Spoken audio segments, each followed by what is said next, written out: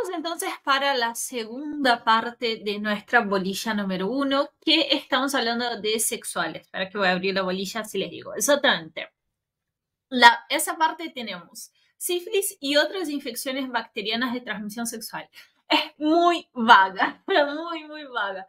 De hecho, acá en el apunte dejé todas las infecciones bacterianas de transmisión sexual, pero también podrías repasar las que no son bacterianas, porque en ese tipo de bolillas que especifican bacterianas y eso, les gusta hacer un poquito de trampa y capaz preguntarte algún diagnóstico diferencial de las que no serían bacterianas. Entonces, en las sexuales bacterianas tenemos la más importante, que es sífilis, que es la que ellos mencionan directamente, y la sífilis está causada por nuestro querido Treponema pallidum, que es una espiroqueta, es una bacteria, y esa bacteria no se cultiva y la vemos sin ninguna tinción, la vemos en campo oscuro o con inmunofluorescencias. Esa es su forma de diagnóstico. Normalmente igualmente el diagnóstico de sífilis suele ser un diagnóstico más clínico. Los pacientes vienen con la clínica y ya lo diagnosticamos solo por la clínica o porque vienen referidos que alguien que tuvieron contacto sexual tiene sífilis y por eso tienen que tomar los antibióticos.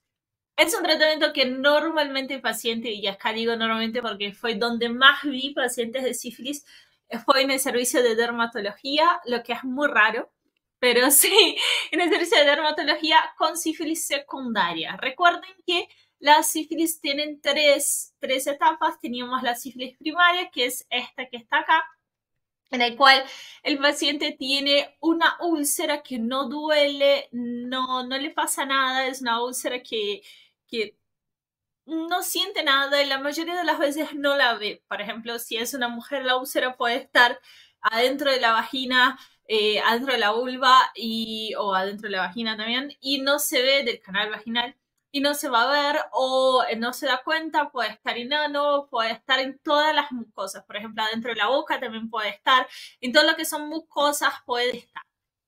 Es altamente contagiosa y se puede considerar que es un chancro. Acá, de hecho, en nuestra grafiquito dice chancro. Esa úlcera se va en un tiempo, en algunas semanas se va, y como no duele, la gran máxima de la medicina, si no duele, yo no voy a consultar. Entonces, el paciente no consulta y deja la evolución. Tenemos una fase ahí medio latente, que en realidad no es latente porque, ¿cuál es la diferencia entre latente y persistente? Que latente, el paciente no tenía circulación del virus, pero en las fases persistentes tengo la circulación del virus, de la bacteria, en ese caso la bacteria. Y entonces tengo una fase en la cual no hay clínica aparente, no es que sea latente, sin clínica aparente, que la bacteria está circulando por la sangre, pero yo no tengo clínica. Y esa es como una fase escondida de la sífilis. Y después vamos a tener la sífilis secundaria. La sífilis secundaria es contagiosa porque tenemos todavía la bacteria dando vueltas, pero lo que vamos a tener es un exantema corporal completo. La sífilis secundaria tiene esa característica de que la espiroqueta está por todos lados y nos hace heridas por todos lados. Ahí les voy a acercar para que veamos esa fotito. Tenemos un exantema que no respeta manos y pies y tenemos por todo el cuerpo. Y en esa parte, en esa sífilis secundaria, es que normalmente vemos los pacientes en el consultorio.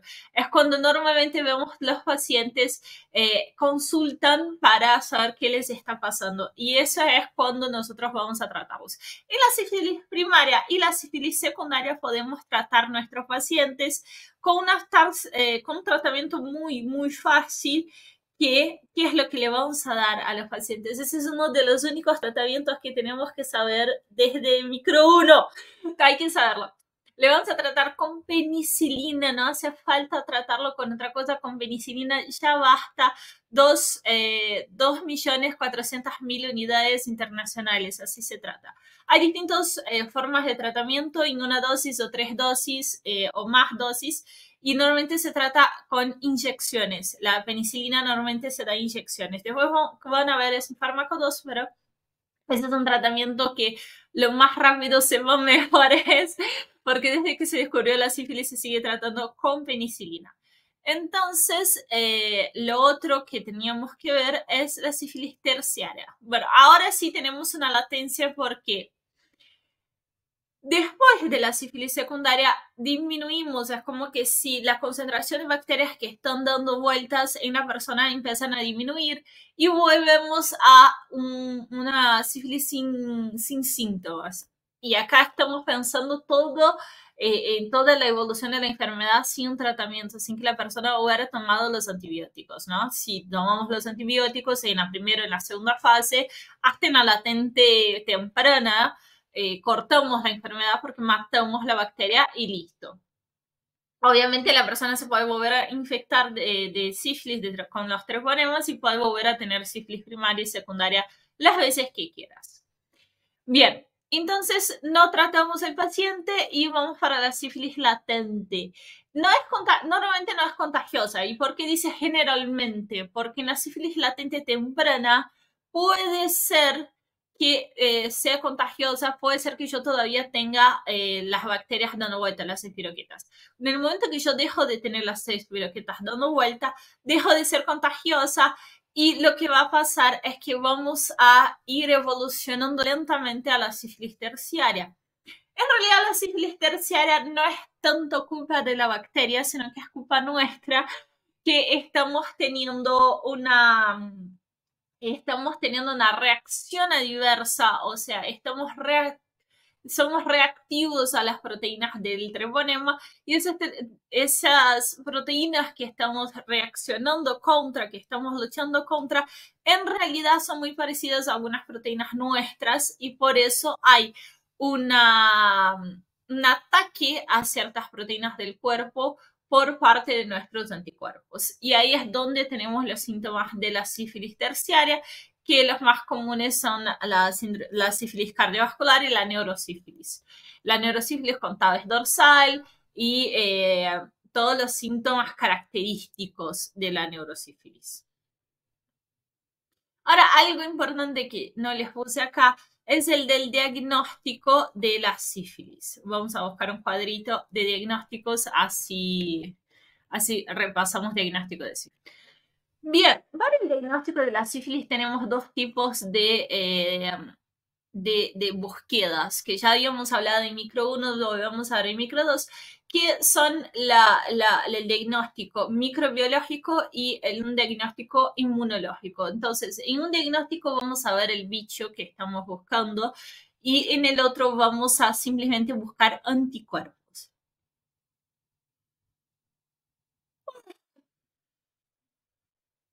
¿De qué estamos hablando? Entonces estamos hablando de un diagnóstico indirecto y un diagnóstico directo.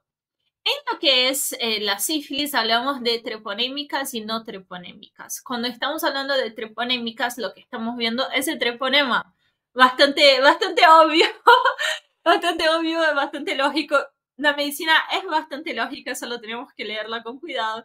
Pero todo lo que es treponémico es un diagnóstico directo. Entonces lo que vamos a ver es el bicho. Por ejemplo, si tengo una lesión primaria, acá en ese caso, vamos a hacer un campo oscuro. Y si ese campo oscuro me da positivo, le hago el tratamiento. Pero puede ser que de la lesión que yo tenía, yo pensé que era una lesión primaria. Yo pensé que era una lesión primaria y no era una lesión primaria, sino que me engañé, era una lesión secundaria o no se tuvo rédito a esa prueba.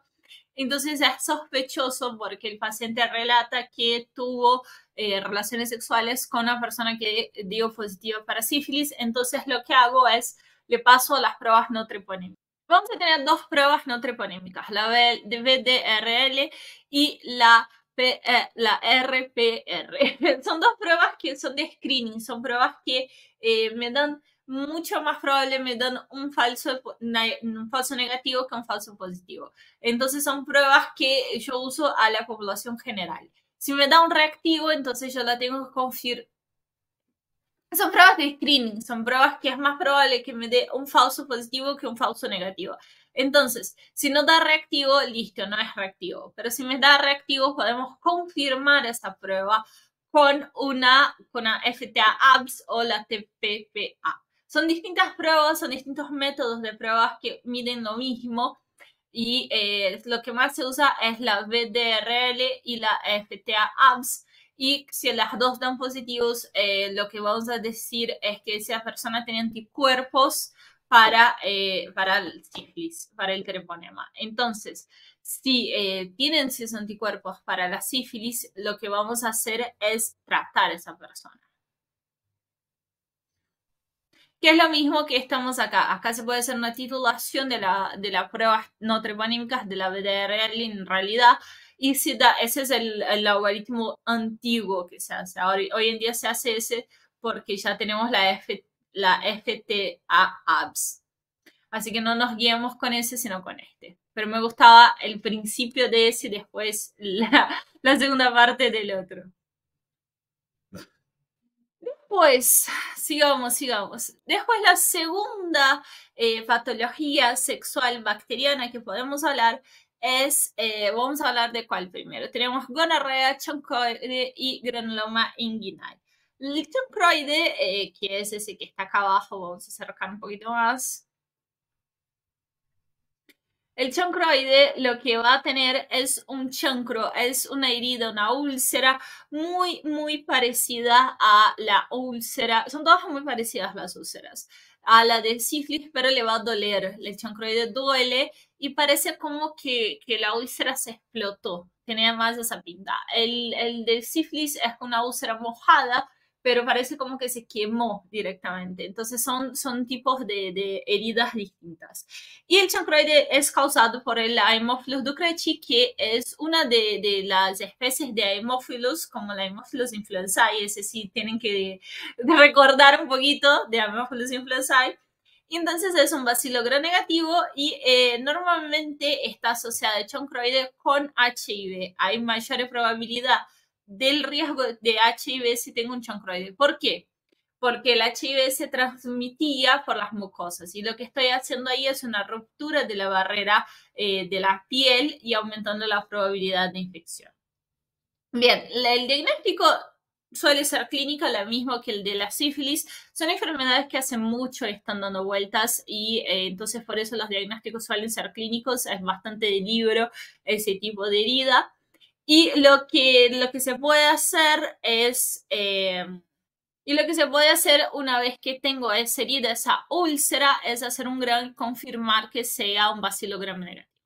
Puede ser que el paciente venga o directamente con la úlcera o antes viene con un bulbón, como el bulbo se dice, ya estudiaron anato, pero bueno. A los bulbos se dicen como las semillas de los tulipanes o cuando se forman la florcita del tulipán, ese es un bulbo, es una cosa inflamada, hinchada, que después se abre. Entonces tenemos el bulbo del chancroide y después se abre, se fistula en esa herida, en esa úlcera. Pasemos entonces al granuloma inguinal. Estoy siguiendo el orden que está acá en el apunte que tienen ustedes, así que es un poco más fácil de guiarnos. Y el granuloma inguinal es también, ven, una úlcera, son todas muy parecidas. Intenté poner fotos parecidas para que la comparación entre ellas sea mejor. Y puede ser que el granuloma inguinal, entonces, que está causada por la Klebsiella granulomatis, es una enfermedad venérea también que tiene que ver con, primero se forma como si fuera una ampolla roja y después se fistuliza y forma esa úlcera. Tiene una incubación de más o menos 2 semanas. ¿Y qué es lo que nos va a diferenciar de las otras? Como tiene un aumento del tamaño de la lesión, es normal que se sobreinfecte de otras bacterias y esa es la gran diferencia del granuloma. La verdad que la mayoría de todas esas son lesiones muy parecidas, por eso intenté poner fotos parecidas en todas, para que vean que lo que vamos a hacer acá es un hisopo y vamos a ver qué hay en esa herida. Vamos a hacer un GRAM, podemos intentar hacer un cultivo, pero por ejemplo, la treponema no se cultiva y las otras tienen requerimientos tiene muchos requerimientos en su cultivo, entonces por ahí no vamos a cultivar ninguna de esas. Después lo que vamos a tener es el linfogranuloma venereus, que no les puse la fotito. Vamos a poner una fotito del linfogranuloma por acá. Y el linfogranuloma venereus lo que tiene es que queda la cicatriz. Los otros no suelen quedar resquicios, no suele quedar nada de lo que se lastimó, pero el linfogranuloma venereus se queda la herida. Entonces, si viene el paciente, ¿cómo es que explicaríamos si nos toca esa bolilla? ¿Cómo explicaríamos ese tema? Podríamos, pues, si nos van a hacer preguntas, probablemente nos van a hacer preguntas de, viene un paciente, ¿qué es lo que le tengo que preguntar? ¿Qué es qué preguntas le voy a hacer? Le tengo que preguntar las preferencias sexuales, si usa protección, cuántos parceros sexuales tiene, tengo que preguntar si practica sexo anal o no, tengo que preguntar si tiene algún conocimiento de los estatus serológicos de las personas con las cuales está involucrado y tenemos que decir a ese paciente, independiente de la enfermedad que tenga, que tiene que avisar a sus parceros sexuales. Después de eso también le vamos a tomar una muestra de lo que sea que tenga y vamos a buscar todas esas bacterias que tenemos ahí. En el apunte les dejé también la parte de herpes. ¿Por qué? Porque el linfogranuloma venéreo puede confundirse antes de que se explote, hace unas ampollitas. De hecho, estoy viendo una foto acá, pero no encontré una foto igual para mostrarles. Puede hacer unas ampollitas que normalmente tienen pus, pero puede ser que se confundan con las de herpes. Entonces, por ahí, en esa bolilla, aunque diga bacteriana, puede ser que les pregunte de herpes. O que les diga, ¿qué otras enfermedades sexuales pueden ser que estén siendo favorecidas su transmisión por tener ese tipo de heridas, que son todas ulcerativas? Entonces tenemos que pensar en herpes, tenemos que pensar en HIV y tenemos que decir que como tenemos la barrera de la piel que está rota, eso va a aumentar las probabilidades de que se pueda transmitir un virus.